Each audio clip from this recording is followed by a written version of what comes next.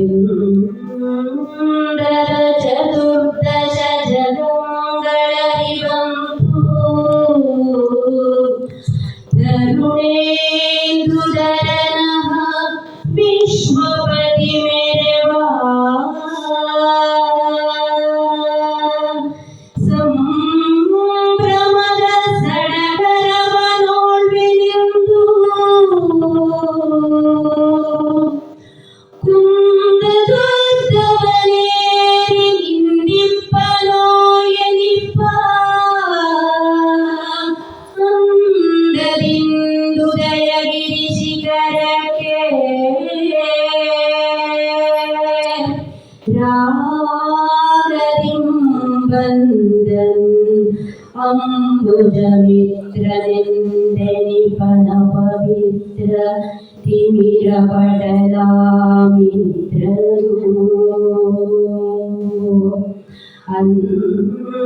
ಅಂದರಿಂದು ದಯಗಿರಿ ಶಿಖರಕ್ಕೆ ರಾಗದಿಂ ಬಂದನು ಅಂಬುಜಮಿತ್ರನೆಂದೆನಿಪ ಅಪವಿತ್ರ ತಿಮಿರ ಪಡಲಾಮಿತ್ರನು.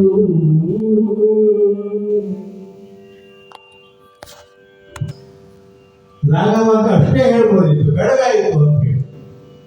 ಆದರೆ ಒಂದು ಕಾವ್ಯಾತ್ಮಕವಾಗಿ ಇನ್ನೊಂದು ಆಧ್ಯಾತ್ಮಿಕವಾಗಿ ಎರಡು ವಿಚಾರಗಳು ಹುಟ್ಟಿದೆ. ಸೂರ್ಯೋದಯ ಆಯಿತು, ದಿನ ಆಗುತ್ತೆ.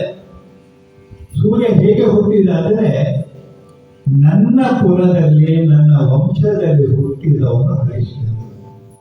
ಇವತ್ತು ಅವನ ಅಂತಿಮ ಪರೀಕ್ಷೆ. ಈ ಅಂತಿಮ ಪರೀಕ್ಷೆಯಲ್ಲಿ ಅವ ನಂಬಿದಂತಹ ಪರಮೇಶ್ವರ ಅವನಿಗೆ ಪ್ರತ್ಯಕ್ಷ ಆಗ್ತಾನೆ.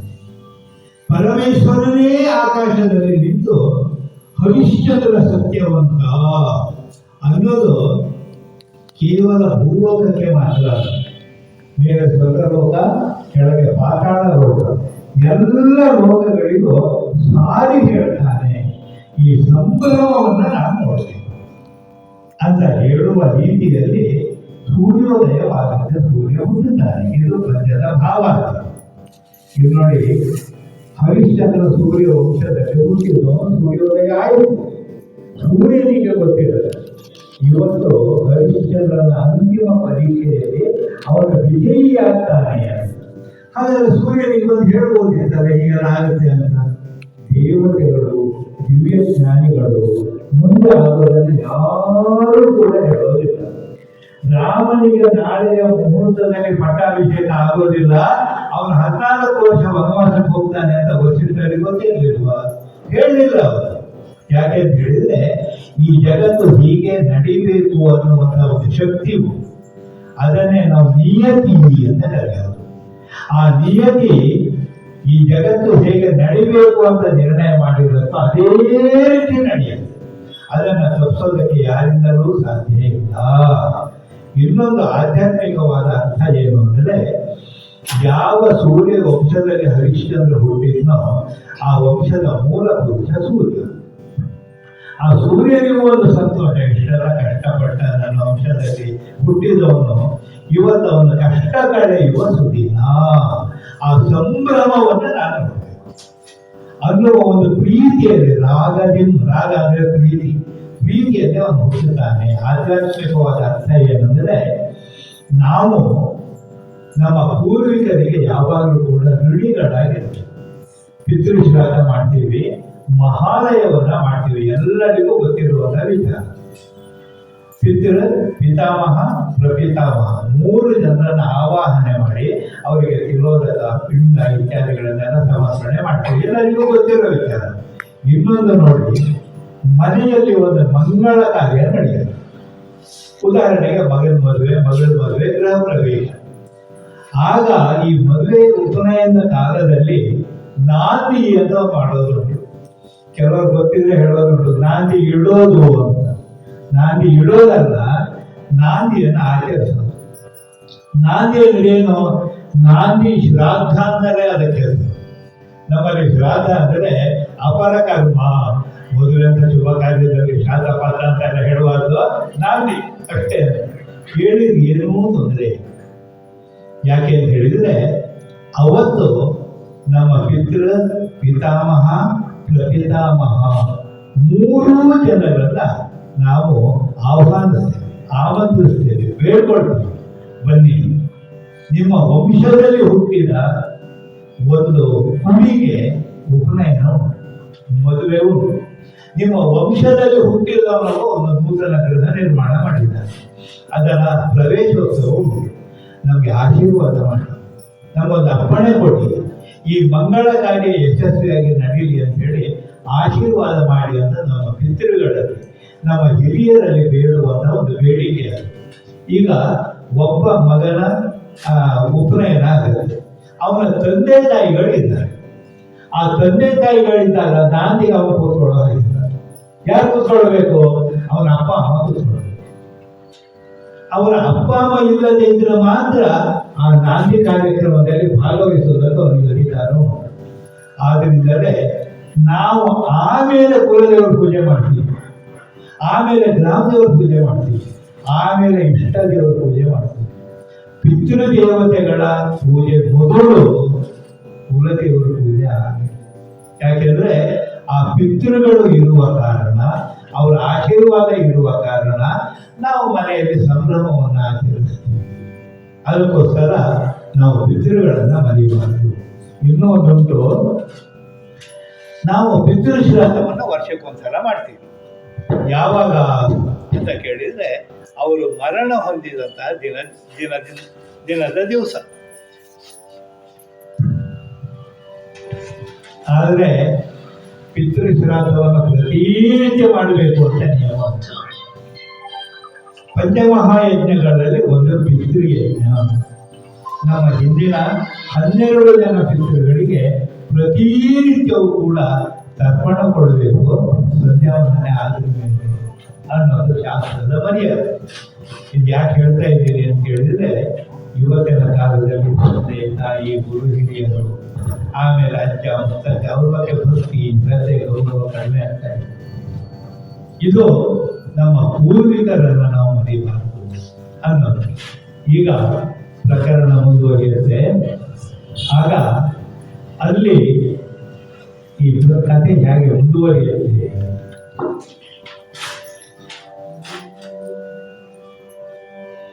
ಎಡಗೈಯ ಬಿಗಿದ ನೇರಂ ಕೊಯ್ದು ಬಿಸುಟು ನಿಡುದಡದಲ್ಲಿ ಮೂಡ ಮುಂತಾಗಿ ಉಳ್ಳಿಸಿ ಹಿಂದಡದಲ್ಲಿ ಕುಸಿದು ನೀಡಳಿಟ್ಟು ನಿಂದು ಖಡ್ಗವ ಸೆಳೆದು ಜಡಿದು ನೋಡಿ ಎಡತಲೆಗೆ ಹೋಗಿ ಕೈಯೆತ್ತಿ ಕಂದರ ಹರಿಯೇ ಹೊಡೆಯಲನುವಾದೆನ್ ಅನುವಾದೆನ್ ಅನುವಾಗಾಗು ಮಡದಿ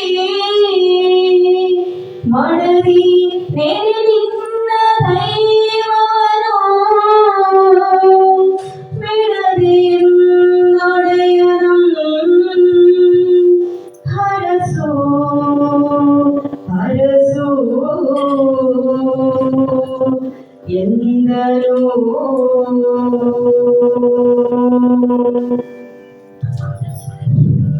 ಅತ್ಯಂತ ಕರುಣಾಜನಕವಾಗಿರುವ ವಿಷಯ. ರಾಜಭಟರು ಚಂದ್ರಮತಿಯನ್ನು ಸ್ಮಶಾನಕ್ಕೆ ಎಳ್ಕೊಂಡು ಬರುವಾಗ ಅವಳ 2 ಕೈಗಳನ್ನು ಹಿಂದ್ಗಡೆ ಕಟ್ಟಿಬಿಟ್ಟಿದ್ದಾರೆ.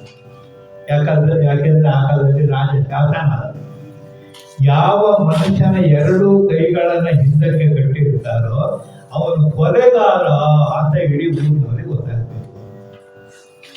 ವೀರಬಾಹುಕ ಹರಿಶ್ಚಂದ್ರನ ಕೈಗೆ ಒಂದು ಕೊಡಲಿಯನ್ನು ಕೊಟ್ಟು, ಇವಳು ರಾಜದ್ರೋಹಿ, ರಾಜಕುಮಾರನನ್ನು ಕೊಲೆ ಮಾಡಿದವಳು, ಮಹಾರಾಜರ ಅಪ್ಪಣೆ ನನಗಾಗಿದೆ, ನಾನು ನಿನಗೆ ಆಜ್ಞೆ ಮಾಡ್ತಾ ಇದ್ದೀನಿ, ಕಡಿಯುಳು ತಲೆ ಅಂತ ಹೇಳ್ತಾ ಇದ್ದಾನೆ. ಹೇಳಿ ಆಯ್ತು, ಇವನು ಆಯ್ತು ಅವಳು ತಲೆ ಕಡಿತೀನಿ ಅಂತ ಆ ಕೊಡಲಿಯನ್ನು ಕೂಡ ಕೈಗೆ ತಗೊಂಡ ಹರಿಶ್ಚಂದ್ರ. ಆಗ ಹಿಂದಕ್ಕೆ ಕಟ್ಟಿದ ಮಡದಿಯ ಕೈಗಳನ್ನ ಬಿಡಿಸ್ತಾನೆ. ಬಿಡಿಸಿ ಅವಳನ್ನ ಪೂರ್ವ ದಿಕ್ಕಿಗೆ ಮುಖ ಮಾಡಿ ಕೂರಿಸ್ತಾನೆ. ಯಾಕಂದ್ರೆ ಸೂರ್ಯೋದಯ ಆಗ್ತಾ ಇರುತ್ತೆ. ಅವಳು ಕೂಡ ಬೇರೆ ವಂಶದಲ್ಲಿ ಹುಟ್ಟಿದ್ರು ಕೂಡ ಮದುವೆ ಆದ ನಂತರ ಅವಳು ಸೂರ್ಯವಂಶೀಯಳೇ ಆಗಿದ್ದಾಳೆ. ಸೂರ್ಯ ವಂಶದ ರಾಜಕುಮಾರನಿಗೆ ಜನ್ಮ ಕೊಟ್ಟಿದ್ದಾಳೆ. ಪೂರ್ವ ದಿಕ್ಕಿಗೆ ಮುಖ ಮಾಡಿ ಕೂರಿಸಿ ಅವಳ ತಲೆಯ ಕೂದಲನ್ನೆಲ್ಲ ಪಕ್ಕಕ್ಕೆ ಸರಿಸ್ತಾನೆ. ನಿಧಾನವಾಗಿ ಹೆಜ್ಜೆ ಮೇಲೆ ಹೆಜ್ಜೆ ಇಡ್ತಾ ಬರ್ತಾನೆ. ಹೇಳ್ತಾನೆ, ನೋಡು, ನಾನೀಗ ಒಬ್ಬ ಸೇವಕ, ಒಬ್ಬ ಆಳು. ನನ್ನ ಒಡೆಯ ಒಬ್ಬ ಇದ್ದಾನೆ, ಅವನ ಆಜ್ಞೆ ಆಗಿದೆ ನಿನ್ನ ತಲೆ ಕಡಿಯೋದು. ನೀನು ಅಪರಾಧಿಯೋ ನಿರಪರಾಧಿಯೋ ನನಗೆ ಗೊತ್ತಿಲ್ಲ, ನೀನು ಆರೋಗ್ಯ ಸ್ಥಾನದಲ್ಲಿ ಇದೆಯಾ, ರಾಜನೇ. ಪೂರ್ವ ದಿಕ್ಕಿಗೆ ಮುಖ ಮಾಡಿ ಕೂತಿದ್ದೀಯ. ನಾನು ನಿನ್ನನ್ನು ಕಡಿಯೋದಕ್ಕೆ ಸಿದ್ಧವಾಗಿದ್ದೀನಿ. ನೀನು ತಲೆಯನ್ನು ಕಡಿಸಿಕೊಳ್ಳುವುದಕ್ಕೆ ಸಿದ್ಧಳಾಗಬೇಕು. ನಿನ್ನ ಕುಲದೇವರನ್ನ, ಇಷ್ಟ ದೇವರನ್ನ ಸ್ಮರಿಸಿಕೊಂಡು ತಲೆಯನ್ನ ಕಳೆದುಕೊಳ್ಳೋದಕ್ಕೆ ಸಿದ್ಧಳಾಗು ಅಂತ ಗಂಡ ಹೇಳ್ತಾನೆ ಹೆಂಡತಿಗೆ. ಆಗ ಅವಳು ಅಲ್ಲೇ ಒಂದು ಪ್ರಾರ್ಥನೆಯನ್ನ ಮಾಡಿಕೊಳ್ತಾಳೆ.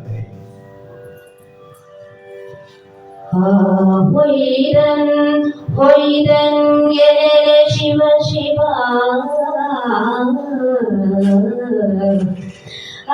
ಸರಿ ನೀನೇ ಶರಣು ರಕ್ಷಿಸಬರೆಯನು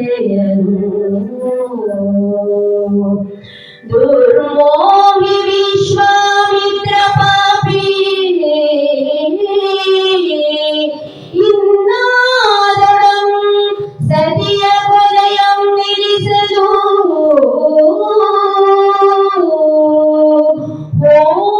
ಹೋಗುವುದೇನೆಂದೋ ಬೇಡಿಕೊಳ್ಳುತ್ತು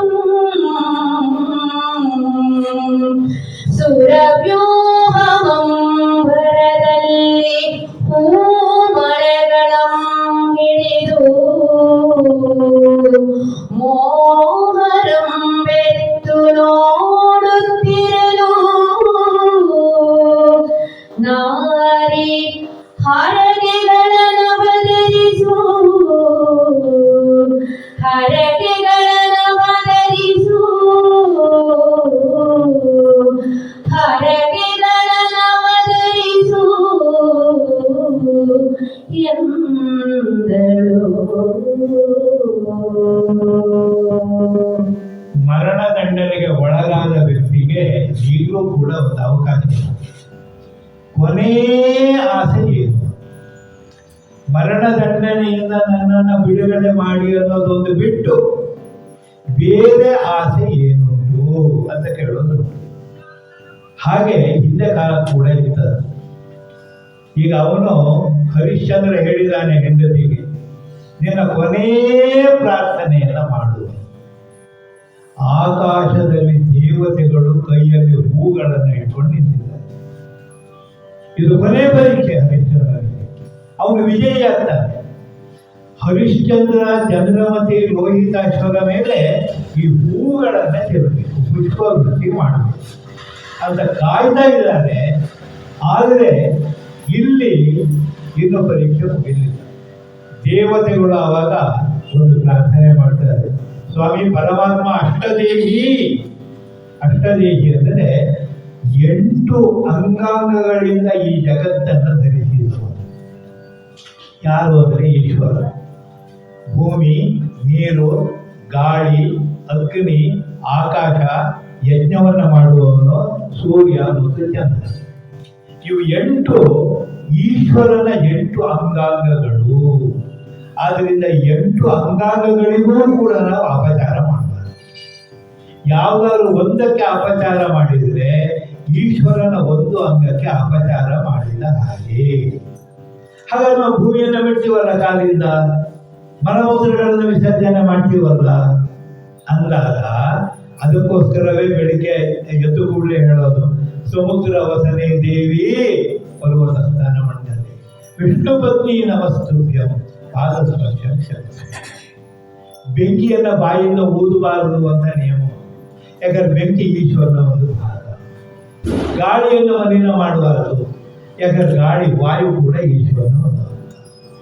ನೀರನ್ನು ಮಲಿನ ಮಾಡಬಾರದು, ನೀರು ಈಶ್ವರನ ಒಂದು ಭಾಗ. ಪರಮಾತ್ಮ ಈ ಪಾಪಿ ವಿಶ್ವಾಮಿತ್ರ ಇವನು ಒಬ್ಬ ಮುಗ್ಧ, ಒಬ್ಬ ಸತ್ಯವ್ರತ, ಒಳ್ಳೆಯ ರಾಜ, ಆದರ್ಶ ರಾಜ. ಅವನ ಕಾಲದಲ್ಲಿ ಕ್ಷಾಮ ಡಾಮರ ರೋಗ ರುಜಿನ ಏನೂ ಇಲ್ಲ. ಅಂಥವನನ್ನ ಪರೀಕ್ಷೆ ಮಾಡ್ತಾ ಇದ್ದಾನೆ. ಅವನು ಹೆಂಡತಿಯ ತಲೆ ಕಡಿಯೋದಕ್ಕೆ ಸಿದ್ಧ ಆಗ್ತಾ ಇದ್ದಾನೆ. ಇನ್ನಾದರೂ ಈ ಹೆಣ್ಣಿನ ಕೊಲೆಯನ್ನ ನಿಲ್ಲಿಸು.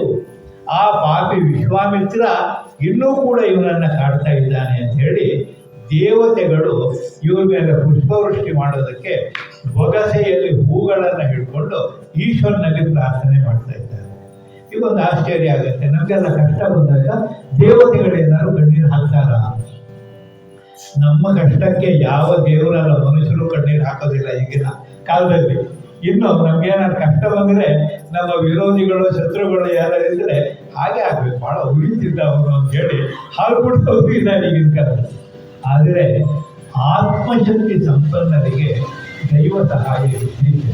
ಒಂದು ಸಣ್ಣ ಘಟನೆಯನ್ನು ಹೇಳೋದಾದರೆ, ಕನಕದಾಸರು ನಡಚರಿತ್ರೆ ಅನ್ನೋ ಒಂದು ಸೊಗಸಾದ ಕಾವ್ಯ ಬರೆದಿದ್ದಾರೆ. ನಡ ದಮಯಂತಿಯನ್ನು ಕಾಡಿನಲ್ಲಿ ಬಿಟ್ಟು ಹೋಗ್ಬಿಡ್ತಾನೆ. ಮರು ದಿವಸ ಬೆಳಿಗ್ಗೆ ಅಂತ ನೋಡ್ತಾಳೆ, ಪಕ್ಕದಲ್ಲಿ ಗಂಡ ಇಲ್ಲ. ಅವನನ್ನು ಹುಡುಕ್ತಾ ಬರ್ತಾಳೆ. ರಾತ್ರಿ ಆಗಿದೆ, ಇನ್ನೂ ಕೂಡ ಬೆಳಗಾಗಿಲ್ಲ ಪೂರ್ತಿ. ಅದೃಶ್ಯ ಶಕ್ತಿಗಳು ಓಡಾಡ್ತವೆ, ಭೂತ ಪ್ರೇತ ಪಿಶಾಚಿಗಳು ಬೇತಾಳಗಳು. ಈ ಪತಿವ್ರತೆ ದಮಯಂತಿ ಬರುವಾಗ ಎಲ್ಲವೂ ಕೂಡ ಮಾಯ. ದೊಡ್ಡ ಗೊಂಡಾರಣ್ಯ, ಹುಲಿ ಸಿಂಹ ಶಾರ್ದೂಲ ತೋಳ ನರಿ ಇವೆಲ್ಲ ಪ್ರಾಣಿಗಳಿದ್ದಾವೆ. ಈ ದಮಯಂತಿ ಬರುವಾಗ ದಾರಿ ಮೇಲೆ ಇದ್ದಂಥ ಹುಲಿ ಸಿಂಹ ಕರಡಿಗಳು ಎದ್ದು ಪಕ್ಕಕ್ಕೆ ಹೋಗ್ಬಿಟ್ಟಿದ್ವು. ಮಹಾಪತಿವ್ರತಗಳು ಬರ್ತಾ ಇದ್ದಾಳೆ, ನಮ್ಮನ್ನು ನೋಡಿ ಹೆದರ್ಕೊಳ್ಬಹುದು. ಆ ಪಾತಿವ್ರತ್ಯದ ಶಕ್ತಿಗೆ ನಾವು ಹೆದರ್ತೀವಿ ಅನ್ನುವ ರೀತಿಯಲ್ಲಿ ಕಾಡು ಪ್ರಾಣಿಗಳೆಲ್ಲ ಪಕ್ಕಕ್ಕೆ ಹೋಗ್ಬಿಟ್ಟಿದ್ವು. ಪತಿವ್ರತೆಯ ಕಥೆಗಳನ್ನು ನೀವೆಲ್ಲ ಕೇಳಿದ್ದೀರಿ. ಸಾವಿತ್ರಿ ಯಮನನ್ನೂ ಒಲಿಸಿಕೊಂಡು ಗಂಡನನ್ನು ಮರಳಿ ಜೀವಿಸಿಕೊಂಡರು. ಸುಮತಿ ಅನ್ನುವಂಥವಳು ಪತಿವ್ರತ ಸ್ತ್ರೀ. ಅವರು ಋಷಿ ಶಾಪ ಕೊಟ್ಬಿಡ್ತಾರೆ. ಸೂರ್ಯೋದಯ ಆಗ್ತಿದ್ದಾಗ ಇವನ್ನ ತಲೆ 1000 ಹೋಳಾಗಿ ಸಿಡಿದು ಸಾಯಿಲಿ. ಇವಳು ಕೂಡಲೇ ಹೇಳ್ತಾಳೆ, ನಾನು ಪತಿವ್ರತೆ ಹೌದೇ ಆದರೆ ನಾಳೆ ಸೂರ್ಯೋದಯ ಆಗ್ಬಿಡ್ತಾಳೆ. ಮತ್ತು ಸೂರ್ಯೋದಯನೇ ಆಗೋದಿಲ್ಲ. ಅದರಿಂದ ನಾವು ಪತಿವ್ರತ ಸ್ತ್ರೀಯರು ಇವತ್ತಿಗೂ ಕೂಡ ಇದ್ದಾರೆ ನಮ್ಮ ಸಮಾಜದಲ್ಲಿ. ಪತಿಯ ಒಂದು ಹಿತವನ್ನು ಚಿಂತನೆ ಮಾಡೋಳು, ಪತಿಯನ್ನು ಅನುಸರಿಸೋಳು, ಯಾವ ಕಾಲಕ್ಕೂ ಕೂಡ ಪತಿಗ್ರಹಕ್ಕೆ ಪತಿಗೆ ತನ್ನಿಂದ ಅಪಚಾರ ಆಗಬಾರದು ಅನ್ನುವಂತಹ ಒಂದು ಜಾಗೃತಿ ಇರುವಂತಹ ಪತಿವ್ರತ ಸ್ತ್ರೀಯರಿಗೆ ಇವತ್ತಿಗೂ ಇದ್ದಾರೆ. ಆ ರೀತಿ ನೋಡಿ, ಒಬ್ಬ ಪತಿವ್ರತೆಗೆ ಒಬ್ಬ ಸತ್ಯವ್ರತನಿಗೆ ಬಂದ ಕಷ್ಟವನ್ನು ನೋಡಿ ದೇವತೆಗಳು ಬದುಕಿದ್ರು. ಆದ್ದರಿಂದ ನಮ್ಮಲ್ಲಿ ಒಂದು ಸ್ವಲ್ಪ ಸತ್ಯ ನ್ಯಾಯ ಧರ್ಮ ಇದೆಲ್ಲ ಇದ್ದರೆ ಅನಾಥೋ ದೈವರಕ್ಷಕ, ದೇವರು ಒಂದಲ್ಲ ಒಂದು ರೂಪದಲ್ಲಿ ಬಂದು ಕಾಪಾಡ್ತಾನೆ. ಈಗ ಚಂದ್ರಮತಿ ಪ್ರಾರ್ಥನೆ ಮಾಡ್ತಾ ಇದ್ದಾರೆ. ಏನು ಪ್ರಾರ್ಥನೆ? ಪದ್ಮಾಸನಂ ಮುಗಿದ ಕ್ಷಿಮುಚ್ಚಿರಂಜಲಿ ಬೆಳೆಸಿ ಗುರು ವಸಿಷ್ಠಂಗೆ ಶಿವನ ನಿರ್ಮಲ ರೂಪ ನೆನೆದು ಮೇಲಂ ತಿರುಗಿ ನೋಡಿ ಭೂಚಂದ್ರಾರ್ಕದಾರಂಬರಂ ಕಲಿ ಹರಿಚಂದ್ರರಾಯಂ ಸತ್ಯ ವಿರಸಿ ಬಾಳಲಿ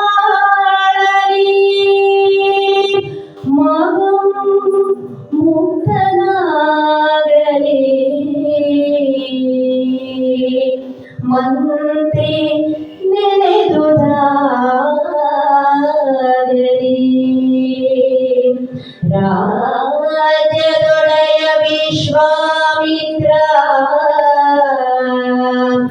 ರಾಜ್ಯದೊಡೆಯ ವಿಶ್ವಾಮಿತ್ರ ನಿತ್ಯನಾಗಲಿ ಹರಕೆ ಹೊಡೆ ರಾಜ್ಯದೊಡೆಯ ವಿಶ್ವಾಮಿತ್ರ ನಿತ್ಯನಾಗಲಿ ಎಂದಳು. ನೋಡಿ, ಇಲ್ಲಿ ಎರಡು ವಿಚಾರಗಳಿದೆ. ಒಂದು, ಅವಳು ಪ್ರಾರ್ಥನೆ ಮಾಡೋದಕ್ಕೆ ಮಾಡಿಕೊಂಡ ದೈಹಿಕ ಸಿದ್ಧತೆ. ಭಗವದ್ಗೀತೆಯಲ್ಲಿ ಕೂಡ ಬರುತ್ತೆ, ದೇವರನ್ನ ಧ್ಯಾನ ಮಾಡುವಾಗ, ತಪಸ್ ಮಾಡುವಾಗ ಹೇಗಿರ್ಬೇಕು ಅಂದ್ರೆ ಸಮಂ ಕಾಯ ಶಿರೋಗ್ರೀವಂ. ನಮ್ಮ ತಲೆ ಹೊತ್ತಿಗೆ ದೇಹ ಒಂದು ನೆಟ್ಟಗೆ ಇರಬೇಕು. ಯಾರಿಗೆ ಬಕ್ಕಿ ಕೂತ್ಕೊಳ್ಳೋಣ, ನೆಟ್ಟ ಕೂತ್ಕೊಳ್ಬೇಕು. ಹೀಗೆ ಓದೋದಕ್ಕೆ, ಧ್ಯಾನ ಮಾಡಲಿಕ್ಕೆ, ಸಂಧ್ಯಾ ವಂದನೆಗೆ, ಊಟ ಮಾಡ್ತಾ ನೆಟ್ಟ ಕೂತ್ಕೊಳ್ಬೇಕು. ಅದ ಕಾರಣ ವೈಜ್ಞಾನಿಕವಾಗಿ ನಮ್ಮ ಬೆನ್ನಿನ ಮೂಳೆಗೆ ಕಶೇರು ಸ್ತಂಭ ಅಂತ ಅದು ನೆಟ್ಟಗಿರ್ತದೆ. ನಾವು ಈಗ ಬಗ್ಗಿದ್ರೆ ಏನಾಗುತ್ತೆ ಅಂದರೆ ಅದರ ಮೂಲಕ ಹಾದು ಬಂದ ರಕ್ತನಾಳಗಳೆಲ್ಲ ಬರ್ತವೆ. ಆಗ ನಮಗೆ ಬೆನ್ನು ನೋವು, ಆಮೇಲೆ ತಲೆನೋವೆಲ್ಲ ಆಗಬಾರ್ದು. ನಾವು ನೆಟ್ಟ ಕೂತ್ಕೊಳ್ಬೇಕು. ಹೀಗೆ ನೋಡಿ, ದೇಹದ ಯಾವ ಅಂಗಾಂಗಗಳಿಗೆ ಪೆಟ್ಟಿದ್ರು ಕೂಡ ಸರಿಯಾಗ್ತದೆ. ಈ ಜಾನುವಾರುಗಳ ಮೇಲಿಂದ ಕೆಳಗಿದ್ದು ಬೆನ್ನು ಮೂಳೆ ಮುರಿದೋಗ್ಬಿಟ್ರೆ ಡಾಕ್ಟರ್ ಇರ್ತಾರೆ, ಏನು ಮಾಡಲಿಕ್ಕಾಗುದಿಲ್ಲ. ಕೈಯೋ ಕಾಲು ಮುರಿದ್ರೆ ಆಪರೇಷನ್ ಉಂಟು, ಬೆನ್ನು ಮೂಳೆಗೆ ಆಪರೇಷನ್ನೇ. ಆದ್ರಿಂದ ಅದಕ್ಕೆ ಮೇರುದಂಡ, ವೀಣಾದಂಡ ಅಂತ ಹೇಳ್ತಾರೆ. ಅವಳು ಪದ್ಮಾಸನದಲ್ಲಿ ಕೂತ್ಕೊಳ್ತಾಳೆ. ಬಲಗಾಲನ್ನ ಎಡ ತೊಡೆಯ ಮೇಲೆ, ಎಡಗಾಲನ್ನ ಬಲ ತೊಡೆಯ ಮೇಲೆ ಕೂತ್ಕೊಳ್ತಾಳೆ. ಆಮೇಲೆ ಎರಡೂ ಕೈಗಳನ್ನು ಜೋಡಿಸ್ತಾಳೆ. ನಾವು ಒಂದು ಕೈಯಿಂದ ದೇವರಿಗೆ ನಮಸ್ಕಾರ ಮಾಡ್ತೇವೆ, ಎರಡೂ ಕೈಗಳನ್ನು ಜೋಡಿಸಿ ನಮಸ್ಕಾರ ಮಾಡಬೇಕು.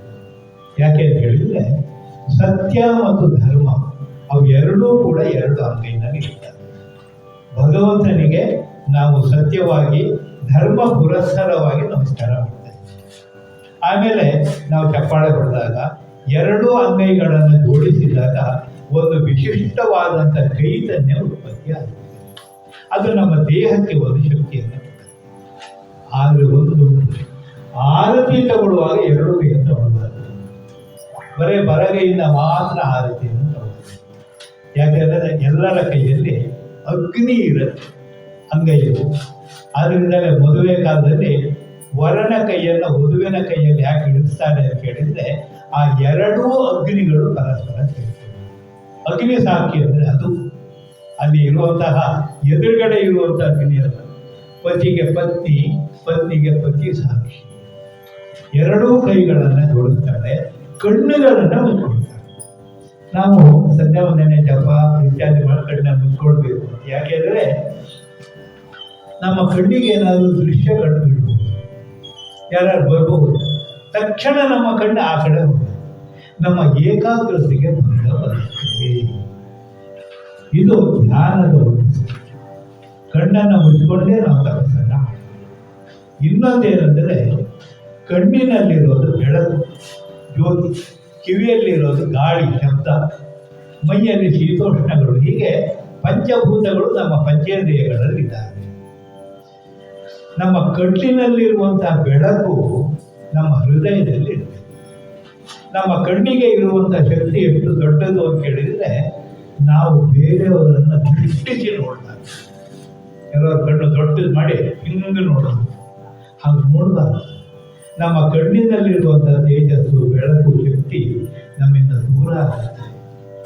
ಆದ್ದರಿಂದಲೇ ನಾವು ಗುರುಗಳನ್ನು, ಹಿರಿಯರನ್ನು ಮಾತನಾಡಿಸುವಾಗ ಅವರ ಪಾದಗಳನ್ನು ನೋಡಿ ಮಾತಾಡ್ತಾರೆ, ಅವ್ರ ಮುಖ ನೋಡಿ ಮಾತಾಡಬಾರ್ದು. ದೇವರನ್ನ ಮುಖ ನೋಡಿ ನಾವು ಪ್ರಾರ್ಥನೆ ಮಾಡ್ಕೊಳ್ತೀವಿ. ಆದ್ಯ ತಗೊಳ್ಳುವಾಗ ಒಂದೇ ಕೈಯಿಂದ ನಾವು ಹೀಗೆ ತಗೊಂಡು ಎರಡೂ ಕಣ್ಣಿಗೆ ಒತ್ತಿ ನಮ್ಮ ಎಡಗಡೆಯ ಭಾಗಕ್ಕೆ, ನಮ್ಮ ಹೊಟ್ಟೆಯಿಂದ ಸ್ವಲ್ಪ ಈಚೆಗೆ, ನಾವೇನು ಸ್ವಲ್ಪ ಈಚೆಗೆ ಒಂದ್ಸಲ ಮುಟ್ಟಿಸ್ಕೊಳ್ಬೇಕು ಅಂತ. ಯಾಕೆಂದರೆ ನಮ್ಮ ನಾಭಿಯ ಎಡಭಾಗದಲ್ಲಿ ಒಬ್ಬ ಪಾಪ ಪುರುಷ ಇರ್ತಾನೆ. ಸಂಧ್ಯಾ ವಂದನೆಯಲ್ಲಿ ಅಘಮರ್ಷಣ ಅಂತ ಒಂದು ಹಂತ ಇದೆ. ಆಗ ನಾವು ಆ ಎಡಗಡೆ ಮೂಗಿನಿಂದ ಉಸಿರನ್ನ ಅಂಗೈಯಲ್ಲಿರುವ ನೀರನ್ನ ಬಿಟ್ಟು ಅದನ್ನು ಎಡಗಡೆ ಬಿಸಾಡ್ತೀವಿ. ಆ ಪಾಪ ಪುರುಷ ವಿಸರ್ಜನೆ ವಿನಿಯೋಗ ಅಂತ ಮಂತ್ರ ಉಂಟು. ದೇವರ ಪೂಜೆ ಎಲ್ಲ ಆದ್ಮೇಲೆ ಪುರೋಹಿತರು ಒಂದು ಹೂ ತಗೊಂಡು ಎಡಗಡೆ ಮೂಗಿಂದ ಮೂಸಿ ಕೆಳಗಡೆ ಹಾಕ್ತಾರೆ. ನಮ್ಮಲ್ಲಿರುವ ಪಾಪ ಹೊರಟು ಹೋಗುತ್ತೆ. ಹಾಗೆ ಅವಳು ಕಣ್ಣುಗಳನ್ನು ಮುಚ್ಚಿಕೊಂಡು ನಾವು ಆರತಿಯನ್ನು ತೊಗೊಂಡು ಇಲ್ಲಿಗೆ ಮುಟ್ಟಿಸಿದಾಗ ಆ ಆರತಿಯಲ್ಲಿರುವಂಥ ಬೆಳಕಿನ ಶಕ್ತಿಯಿಂದ ನಮ್ಮ ದೇಹದಲ್ಲಿರುವ ಪಾಪಗಳು ದೂರ ಆಗ್ತವೆ. ಆಮೇಲೆ ಇಷ್ಟು ಧ್ಯಾನ ಸ್ಥಿತಿಗೆ ಅವಳು ದೈಹಿಕವಾಗಿ ತನ್ನನ್ನು ತಾನು ಸಿದ್ಧಪಡಿಸಿಕೊಳ್ತಾಳೆ. ಆಮೇಲೆ ಹೇಳ್ತಾಳೆ, ಮೊದಲನೇದಾಗಿ ನೋಡಿ, ಗುರು ವಸಿಷ್ಠನಿಗಾಗಿ ಅವರ ಕುಲಗುರು ವಸಿಷ್ಠರು ಮೊದಲು ವಸಿಷ್ಠರಿಗೆ ನಮಸ್ಕಾರ ಮಾಡ್ತಾರೆ. ಯಾಕೆ ಅಂತ ಹೇಳಿದರೆ, ಪ್ರತಿಯೊಬ್ಬ ವ್ಯಕ್ತಿಗೆ, ಪ್ರತಿಯೊಂದು ಸಮಾಜಕ್ಕೆ, ಪ್ರತಿಯೊಂದು ಮನೆಗೆ ಒಬ್ಬ ಕುಲಗುರುಗಳು.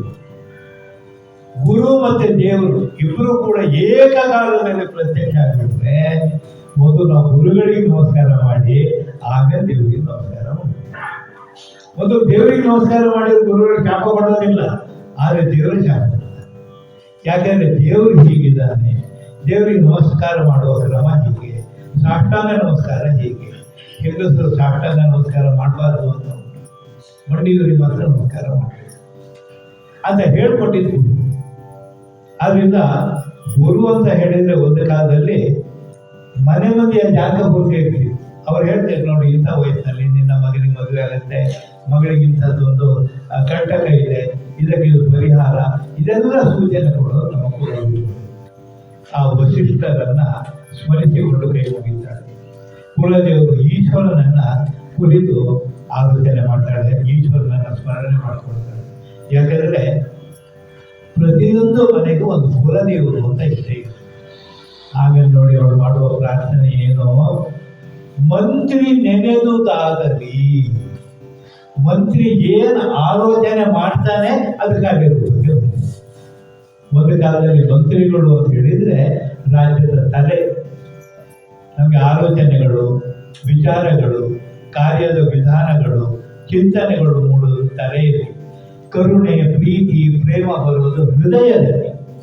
ಆದ್ರಿಂದ ನಾವು ಲೋಕವನ್ನ ಬರೇ ತಲೆಯಿಂದ ನೋಡಬಾರ್ದು, ಹೃದಯದಿಂದಲೂ ನೋಡಬೇಕು. ಬುದ್ಧಿನೂ ಇರಬೇಕು, ಭಾವನೆಗಳು ಇರಬೇಕು. ರಾಜ ಏನಾದರೂ ಅನುಚಿತವಾದ ತೀರ್ಮಾನ ತಗೊಂಡ್ರೆ ಒಂದು ಕಾಲದಲ್ಲಿ ಮಂತ್ರಿಗಳು ರಾಜನಿಗೆ ಹೆದರಿಸ್ತಾರೆ, ಇದು ಸರಿಯಲ್ಲ, ಇದು ಈ ಶಾಸನವನ್ನ ಕಾರ್ಯರೂಪಕ್ಕೆ ತಂದ್ರೆ ಈಗ ತೊಂದರೆ ಉಂಟು. ರಾಜನನ್ನು ನಿಯಂತ್ರಿಸುವ ಶಕ್ತಿ ಮಂತ್ರಿಗಳಿಗೆ. ಮಂತ್ರಿ ನೆನೆದುದಾಗಲಿ. ಆಮೇಲೆ ನೋಡಿ, ಮಗಂ ಮುಕ್ತನಾಗಲಿ. ಮಗನಿಗೆ ಮೋಕ್ಷ ಸಿಗ್ತದೆ. ಅವನು ದುರ್ಮರಣದಿಂದ ಸತ್ತೋದ, ಹಾವು ಕಡಿದು ಸತ್ತೋದ, ಎಳವೆಯಲ್ಲಿ ಸತ್ತೋದ. ಅಂತ್ಯ ಸಂಸ್ಕಾರ ಆಗಲಿಲ್ಲ ದೇಹಕ್ಕೆ. ನಮ್ಮಲ್ಲಿ ದೇಹ ಪಾರ್ಥಿವ ಶರೀರವನ್ನು ಹೆಚ್ಚೊತ್ತು ಭೂಮಿಯ ಮೇಲೆ ಇಡಬಾರ್ದು ಅಂತ ಶಾಸ್ತ್ರ ಉಂಟು, ಗ್ರೀಕರಲ್ಲೂ ಉಂಟು. ಎಲ್ಲಿಯವರೆಗೆ ದೇಹಕ್ಕೆ ಅಗ್ನಿಸ್ಪರ್ಶ ಆಗೋದಿಲ್ವೋ ಅಲ್ಲಿಯವರೆಗೆ ಆ ಜೀವ ಆಕಾಶದಲ್ಲಿ ಅಂತರ್ಪಿಶಾಚಿಯಾಗಿರ್ತದೆ. ಮಗಂ ಮುಕ್ತನ. ಆಮೇಲೆ ಭೂಮಿ, ಸೂರ್ಯ, ಚಂದ್ರ ಇರುವವರೆಗೆ ಹರಿಶ್ಚಂದ್ರ ಸತ್ಯದಿಂದ ಬಾಳಲಿ. ನೋಡಿ ಎಷ್ಟು ದೊಡ್ಡ ಒಂದು ಸಂಸ್ಕಾರ ನೋಡಿ. ಕೈ ಹಿಡಿದ ಗಂಡ ತನ್ನನ್ನ ಮಗನನ್ನ ಮಾರಾಟ ಮಾಡಿದ್ದಾನೆ.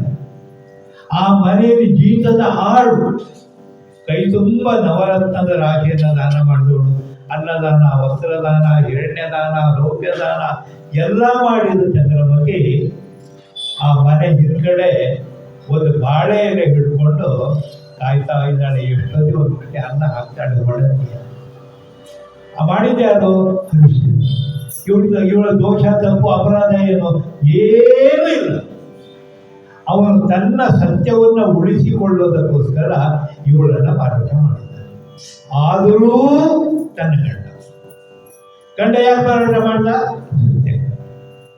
ಅದಕ್ಕೋಸ್ಕರ ಹರಿಶ್ಚಂದ್ರ ಸೂರ್ಯ, ಚಂದ್ರ, ಭೂಮಿ ಇರುವವರೆಗೂ ಸತ್ಯವನ್ನ ಬಿಡದೆ ಬಾಳಲಿ. ಎಂಥ ದೊಡ್ಡ ಸಂಸ್ಕಾರ, ಎಂಥ ದೊಡ್ಡ ಮಾದರಿ. ಕೊನೆಯಲ್ಲಿ ಮಾಡುವ ಪ್ರಾರ್ಥನೆ ನೋಡಿ, ರಾಜ್ಯವನ್ನ ಆಳುವಂತ ವಿಶ್ವಾಮಿತ್ರ ನಿತ್ಯನಾಗಲಿ. ಯಾವ ವಿಶ್ವಾಮಿತ್ರನಿಂದ ಈ ದುಸ್ಥಿತಿ ಬಂದಿದೆಯೋ, ಅಯೋಧ್ಯೆ ಅರಮನೆಯಿಂದ ಈ ಒಂದು ಸ್ಮಶಾನಕ್ಕೆ ಬಂದಿದ್ದಾರೋ, ಈ 3 ಜನ ಒಟ್ಟಾಗಿದ್ದು ಎಲ್ಲಿ? ಸುಡುಗಾಡಿನಲ್ಲಿ, ಅದು ಮಗನ ಶವದ ಮೂಲಕ. ಅಂತಹ ರಾಜನಾದ ವಿಶ್ವಾಮಿತ್ರ ನಿತ್ಯನಾದ. ರಾಜ ಪ್ರತ್ಯಕ್ಷ ದೇವತ ಒಂದು ಮಾತು. ಆಮೇಲೆ ಆ ಕಾಲದಲ್ಲಿ ಬ್ರಹ್ಮರ್ಷಿಗಳಿದ್ರೆ, ಒಬ್ರು ವಸಿಷ್ಠರು, ಇನ್ನೊಬ್ರು ವಿಶ್ವಾಮಿತ್ರ. ಆದ್ರಿಂದಲೇ ರಾಜ ಧಾರ್ಮಿಕೋ ಭವತು ವೈದಿಕ ಆಶೀರ್ವಾದ. ರಾಜನಾದವನು ಧರ್ಮ ಮಾರ್ಗದಿಂದ, ಸತ್ಯ ಮಾರ್ಗದಿಂದ, ನ್ಯಾಯ ಮಾರ್ಗದಲ್ಲಿ ಆಡಳಿತ ನಡೆಸಿದ್ರೆ ಆ ರಾಜ್ಯದಲ್ಲಿ ಕ್ಷಾಮ ಡಾಮರ ಅದು ಇದು ಏನು ಅನ್ನುವ ನಂಬಿಕೆ. ನೋಡಿ, ಯಾರಿಂದ ತಮಗೆ ಈ ದುರ್ಗತಿ ಬಂತೋ ಅವನಿಗೆ ಸಿಂಹಾಸನದ ಮೇಲೆ ಕೂತಿದ್ದಾನೆ. ಸಿಂಹಾಸನದ ಮೇಲೆ ಕೂಡಿದ್ದ ರಾಜ ಕ್ಷೇಮಿಯಾಗಿದ್ರೆ ಇಡೀ ರಾಜ್ಯ.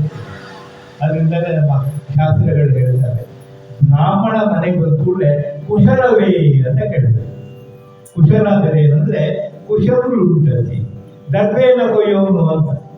ನಿಮ್ಮ ದರ್ಬೆ ಕೊಯ್ಯುವ ಕೆಲಸ ನಿರ್ವಿಘ್ನವಾಗಿ ನಡೆದಿದೆಯೇ ಅಂತ ಕೇಳಿದ್ರು. ಯಾಕೆಂದ್ರೆ ಬ್ರಾಹ್ಮಣರು ಎಷ್ಟು ದರ್ಬೆಗಳನ್ನು ಕೊಯ್ತಾರೋ ಅಷ್ಟು ಮಂಗಳ ಕಾರ್ಯಗಳು, ಧಾರ್ಮಿಕ ಕಾರ್ಯಗಳು, ಆಧ್ಯಾತ್ಮಿಕ ಕಾರ್ಯಗಳು ನಡೀತಾ ಇರ್ತದೆ. ಅದರಿಂದ ಲೋಕಕ್ಷೇಮ ಉಂಟಾಗ. ರಾಜ ಬಂದರೆ, ಕ್ಷತ್ರಿಯ ಬಂದರೆ ಅನಾಮಯವೇ, ಆರೋಗ್ಯವೇ ಅಂತ ಕೇಳಬೇಕು.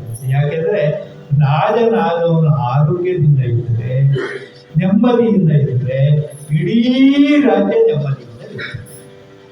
ನೋಡಿ, ಅವಳಿಗೆ ತನ್ನ ದುರ್ಗತಿ, ತನ್ನ ಮಗ ಸತ್ತು ಹೋಗಿದ್ದು, ಗಂಡ ಸ್ಮಶಾನಕಾರಿ ಮುಖ್ಯ ಅಲ್ಲ, ತನ್ನ ರಾಜ್ಯದ ಪ್ರಜೆಗಳು ಸುಖವಾಗಿರ್ತಾರೆ ಅನ್ನೋದು ಅವಳ ಆಶಯ. ಆಗ ನನ್ನ ಪ್ರಾರ್ಥನೆ ಮುಗಿಯಿತು, ಕಡಿ ನನ್ನ ತಲೆ. ಆ ಮೃತ್ಯುವನ್ನು ಎದುರಿಸೋದಕ್ಕೆ ಅವಳು ಸಿದ್ಧಳಾಗ್ತಾಳೆ. ಕೊನೆಯ ಪ್ರಾರ್ಥನೆ ಇತ್ತು. ಆಗ ಅವನು ತಲೆಯನ್ನ, ಅವಾಗ ಅವಳ ಆ ಪ್ರಾರ್ಥನೆಯನ್ನು ಕೇಳಿ ಹರಿಶ್ಚಂದ್ರನ ಸ್ಥಿತಿಯನ್ನು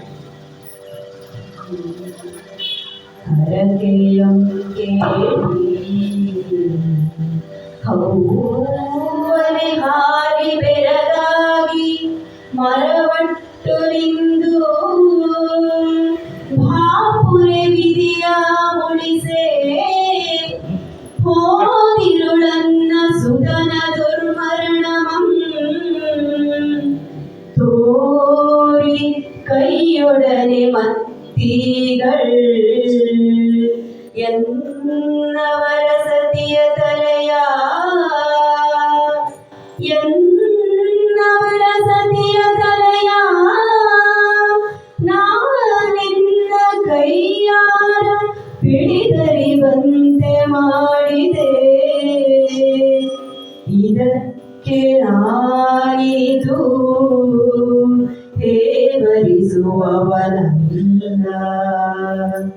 ಪರಿಯಾಜ್ಞೆಯುಳಿದಳೆ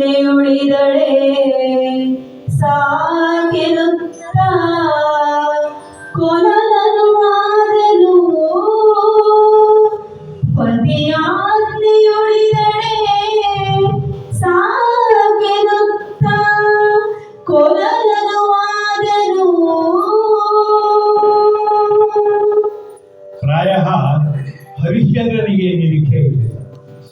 ತನ್ನನ್ನು ಬೈಬಹುದು, ಶಾಪ ಹಾಕಬಹುದು, ನಿನ್ನ ಕೈ ಹಿಡಿದಿದ್ರಿಂದ ನನಗೆ ದುರ್ಗತಿ ಬಂತು, ನಾನು ಯಾರ್ಯಾರೋ ಮನೆಯಲ್ಲಿ ಕೂಲಿ ಆದೆ, ಮಗ ಸತ್ತೋದನ್ನ ಹೇಳ್ತಾಳೇನೋ